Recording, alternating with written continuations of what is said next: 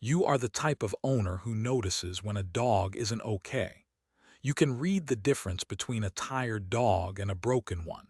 So when shelter staff called one dog unadoptable, when they genuinely believed he was too damaged to save, you'd want to know what they missed. Because they almost got it tragically wrong. And the truth behind why he cried every single time someone walked past his kennel will stay with you long after this video ends. Every shelter has that one dog, the one who makes the staff pause in the hallway, the one whose kennel they approach a little slower, a little more carefully. At a mid-sized rescue shelter, that dog had no dramatic name, no viral story, not yet.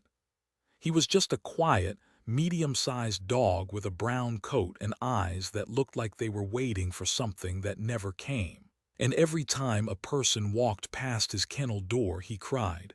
Not barked, not growled, he cried, and nobody could figure out why. The shelter staff logged it on his intake form as anxiety high, standard language for a dog who arrived stressed. They weren't wrong to write it, but they weren't right either. His name at the shelter was Bruno. They'd given it to him because he needed something to answer to. He came in through a routine animal control pickup, no owner surrender form, no history, no microchip. Just a dog found wandering near a closed-down residential property on the edge of town. Thin, but not starving. Calm, but not friendly. He walked into the intake area without pulling, without flinching, without making a sound. One staff member later said he reminded her of someone walking into a place they'd already accepted they'd never leave. For the first 2 days, Bruno was quiet. He ate. He drank water. He allowed basic handling without protest. The staff noted him as manageable and moved him to the general population kennel block, a long corridor of chain-link runs, where dogs barked and paced and rattled their doors in rotating waves of noise. That's when it started. Every time a staff member walked down the corridor, Bruno stood at the front of his kennel and cried. Not a whimper, not an attention bark. A long, low, wavering sound, the kind that makes people stop walking and look over their shoulder. Other dogs barked louder. Bruno's sound cut through all of it. One volunteer described it as the saddest noise she had ever heard an animal make. The staff tried everything they knew. They gave him puzzle feeders to redirect the behavior. They played calming audio, the kind of soft classical music that shelters use to reduce stress responses. They increased his time outside in the exercise yard. Nothing changed. Every time footsteps approached his kennel from down the corridor, Bruno stood up, moved to the door, and cried. After 10 days, a behavioral note was added to his file: possible psychological damage. May not be suitable for standard adoption placement. That note was almost a death sentence, not because the shelter was cruel. They weren't. But shelters operate under pressure, limited space, limited resources, and an endless intake of animals who need both.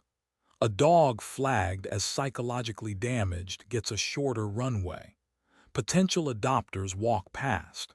Volunteers spend less time. The window quietly begins to close.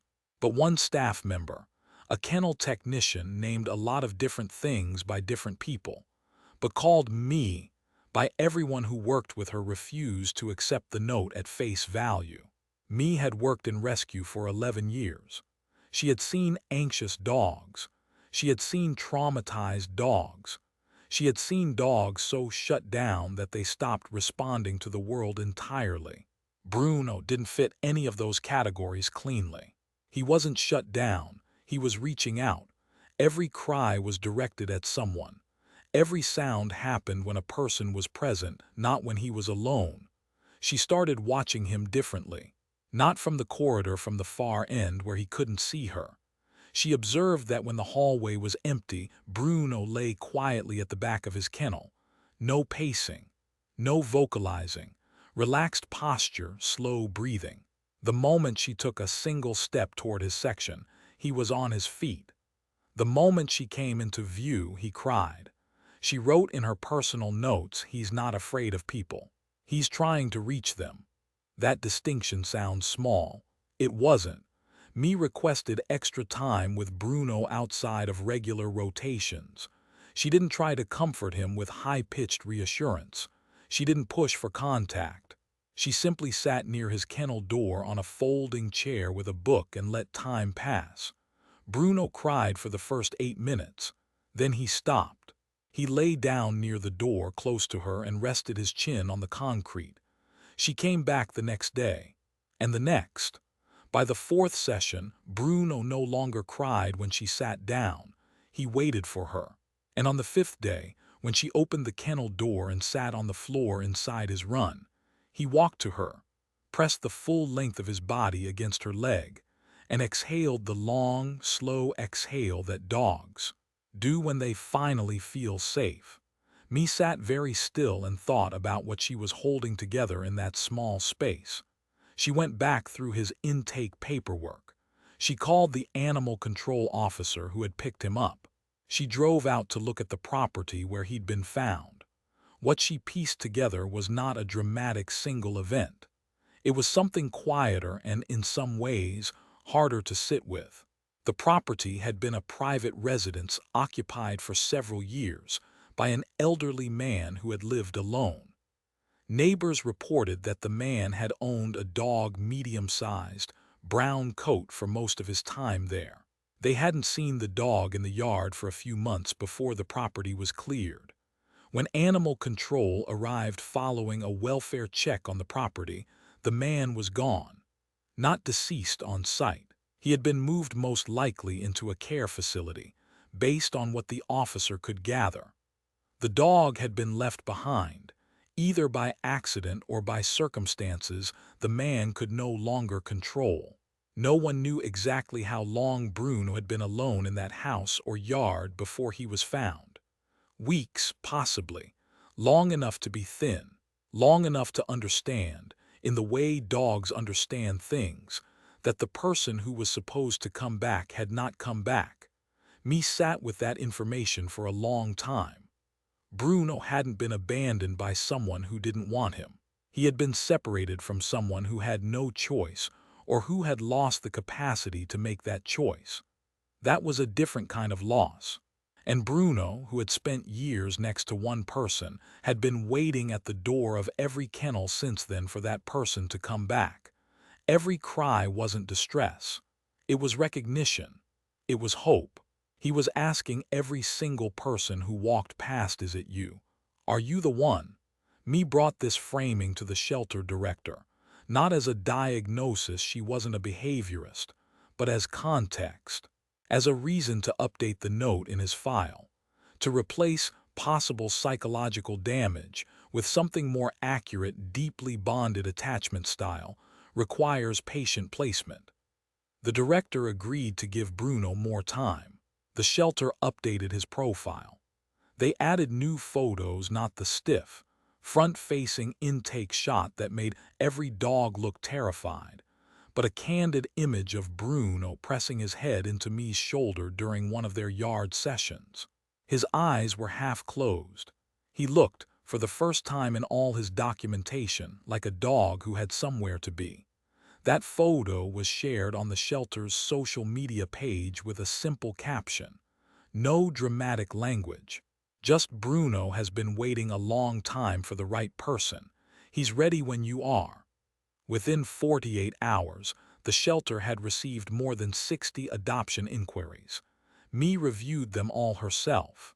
She wasn't looking for the biggest house or the most experience with dogs. She was looking for something harder to quantify, someone who understood what it meant to be the person a dog had been waiting for. Someone who wouldn't misread Bruno's intensity as a problem. Someone who had, perhaps, also known what it felt like to wait for something that didn't come. She found them in a retired couple, a man and woman in their early 60s, who had lost their previous dog to illness 8 months before. They hadn't planned to adopt again so soon. But they saw Bruno's photo and the woman said she couldn't stop thinking about it. She told me on the phone, quietly, He looks like he's trying so hard not to ask for too much. Me arranged a meet. Bruno walked into the introduction room and stopped. He looked at the man, specifically at the man, and something shifted in his posture. Not fear, not aggression. Something that looked, if you were watching carefully, like recognition without certainty. Like he wasn't sure, but he was willing to find out. The man sat down on the floor without being asked. He didn't reach for Bruno. He just sat. Bruno walked to him slowly, sniffed once, and then pressed his whole side against the man's arm. Nobody in the room said anything for almost a minute. The adoption was finalized the following week. Me walked Bruno to the front door of the shelter on a sunny Thursday morning. He didn't look back at the kennels. He walked through the door, stepped into the parking lot, and moved toward the couple's car with the quiet certainty of a dog who had been waiting for exactly this. Me stood at the door and watched the car drive away. She went back to her desk and updated his file one final time. In the outcome field, she typed a single word: home. Bruno's story didn't end in any headline. There was no viral video of the reunion, no slow-motion footage of him bounding into his new yard. What happened instead was quieter and more real. The couple sent the shelter a short update 3 weeks after the adoption. A paragraph, a photo. In the photo, Bruno was asleep on a couch next to the man. The man's hand was resting on Bruno's back. Bruno's legs were relaxed, loose, the posture of a dog who was no longer bracing for anything. The woman wrote in her message, "He cried the first night, just once quietly for a few minutes, and then he stopped. He hasn't cried since." Me printed the photo and pinned it above her desk. Every shelter has a story like this one, or it should. A dog that the system almost sorted incorrectly. A behavior that looked like damage but was actually devotion. A file note that nearly closed a door that should have been held open. What saved Bruno wasn't a policy or a program. It was one person who looked at his crying and asked a different question. Not what's wrong with this dog, but what is this dog trying to say? That shift from problem to communication is the difference between a kennel card that reads unadoptable and a dog who ends up asleep on someone's couch. 3 weeks later, with a hand resting on his back, Bruno had been communicating the entire time. He was fluent in the only language available to him. Every cry at every footstep was a sentence: "I am here. I remember what it felt like to matter to someone. Please do not walk past." The shelter staff hadn't been wrong to be concerned. Shelters are hard environments. They process animals under conditions that compress time and reduce nuance. A dog who cries every day for 2 weeks in a kennel corridor is, by reasonable measure, a dog in distress. The tools shelters use to evaluate behavior exist because they work most of the time. But behavior in a shelter is behavior under extraordinary pressure. It is not a complete picture of who a dog is. It is a snapshot of a dog trying to survive a confusing, overwhelming situation while carrying everything they brought in with them. Bruno brought with him 11 or 12 years of being one person's constant companion, of sleeping in the same house, walking the same route, existing inside a relationship that was the whole of his world. And then that world ended without warning and without explanation. The crying wasn't a symptom. It was a story. And stories, when someone finally stops to listen, have a way of finding the right ending. If you've ever walked into a shelter and passed a kennel without stopping and felt something pull at you anyway, trust that feeling. It's not sentiment. It's recognition. Dogs like Bruno aren't broken. They're not lost causes wearing the wrong behavioral labels. They are, most of the time, dogs who have loved someone deeply and lost them and are still, against all reasonable expectation, hoping the next person through the door might be the one. They deserve someone who stops walking long enough to hear what they are actually saying. Me still works at the same shelter. She still keeps Bruno's photo above her desk.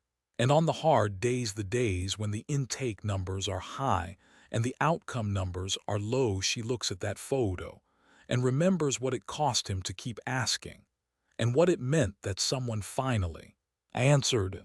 If this story moved you, share it with someone who needs to hear it, someone who's been thinking about adoption, or someone who's walked past a shelter kennel and felt that pull. And if you want more stories about the dogs the system almost gave up on, stay right here. There are more of them, every single one worth telling. If this story touched your heart, subscribe and stay with us. Every week, we uncover real dog stories that prove loyalty, survival, and love are stronger than fear. And if you want to support your own dog's journey, check the recommended products linked below.